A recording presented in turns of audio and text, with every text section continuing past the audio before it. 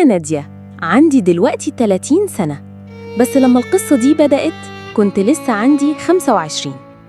كنت بنت عادية زي أي بنت مصرية، عايشة في بيت أهلي في حي شعبي في الجيزة. بيتنا كان زي السجن، أبويا راجل متسلط وأمي كانت دايماً بتقولي استحملي، دي العيشة.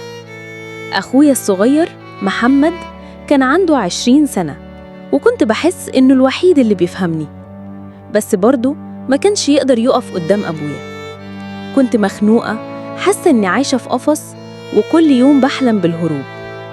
في يوم وأنا راجعة من شغلي في محل ملاجئ صغير قابلت أحمد كان شاب زي القمر، عنده 20 سنة بس، يعني قد أخويا بالظبط.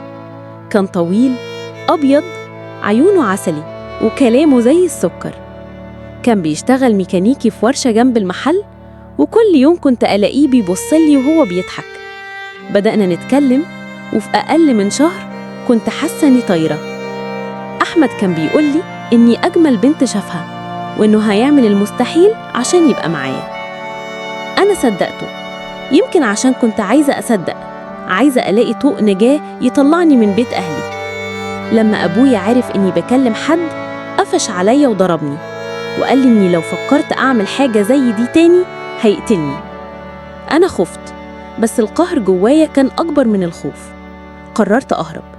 في ليلة من غير قمر خدت شنطة صغيرة فيها كام قميص وبنطلون، ورحت لأحمد. قلت له أنا جيت، لو عايزني بجد اتجوزني.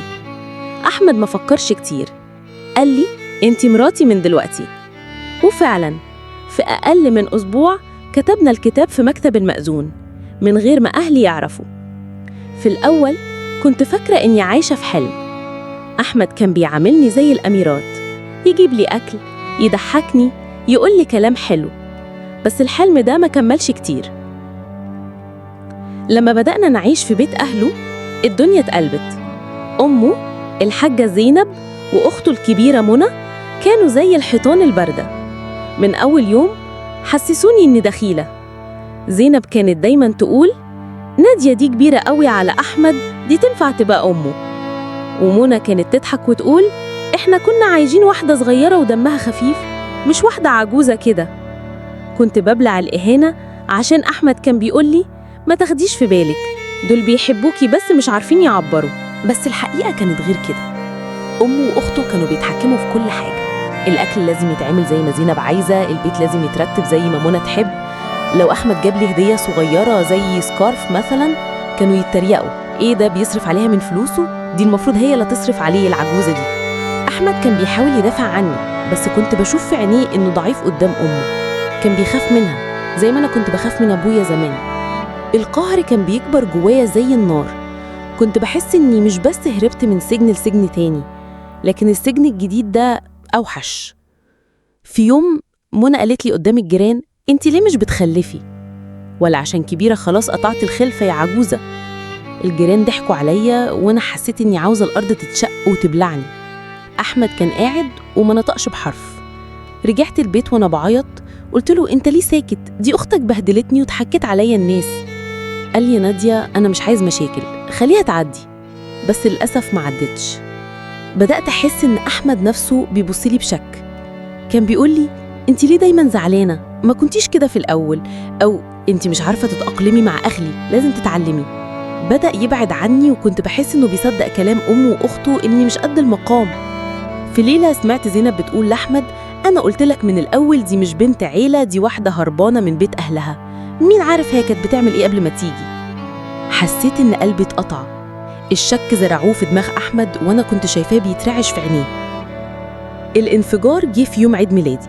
كنت عايزة أعمل حاجة بسيطة أعزم أصحابي من شغلي القديم، بس زينب رفضت، إحنا مش عايزين ناس غريبة في بيتنا.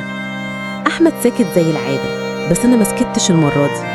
قلت لهم انتوا عايزين تحكموا فيا زي ما كنت بتحكموا في أحمد؟ أنا مش جارية عندكم. زينب صرحت وقالت لي اطلعي بره بيتي. وأحمد بدل ما يدافع عني قال لي اهدي يا نادية، انت اللي غلطانة. في اللحظة دي حسيت اني خلاص كل اللي بنيته، كل اللي حلمت بيه كان كدبة. بس بدل ما انهار قررت أعمل حاجة، هربت تاني. بس المرة دي ما كنتش هربانة من حد غير نفسي. خدت شنطتي ورحت لصديقة قديمة، دعاء، كانت دايما بتشجعني أبقى قوية.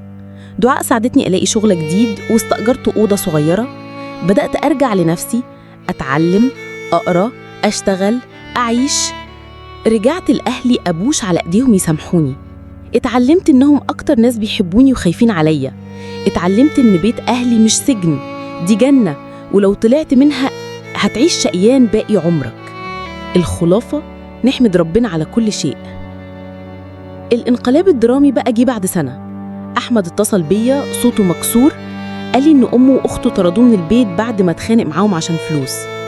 قال لي إنه كان غبي وإنه شافني بعينه وأنا ببقى قوية وبيحترمني دلوقتي. طلب مني أرجع له، بس أنا كنت خلاص اتغيرت. قلت له أحمد، أنا كنت بحبك، بس أنا دلوقتي بحب نفسي أكتر. خليك أنت كمان زيي، دور على نفسك، ولو عاوزني تعال اطلبني من بابا، أنا مش هبقى رخيصة تاني. بعدها بأيام فعلا لقيته بيخبط على الباب وأبويا بيقول له اتفضل يا ابني. اتصدمت، ما كنتش متوقعة إنه فعلا هيعمل كده. ما كنت فاكراه هيقول سيبك منها دي رخيصة وهتغلي نفسها عليا. بابا كان فرحان جدا لفرحتي. أنا نادية اللي هربت مرتين، وفي كل مرة كنت بتعلم إني أكبر غلطة غلطتها إني سبت بيت أهلي ومشيت. القصة لسه ما خلصتش، بس أنا عارفة إن اللي جاي كله فرح وسعادة لإني رجعت للطريق الصحيح. ادعوا لي ربنا يتممها لي على خير. أنا حامل دلوقتي وخلاص رايحة المستشفى عشان أولد، ومعايا أبويا وجوزي وأمي وأخويا وكلهم فرحانين. يلا أسيبكم بقى، ولو عجبتكم قصتي اكتبوا رأيكم في التعليقات، وما تنسوش اللايك والاشتراك.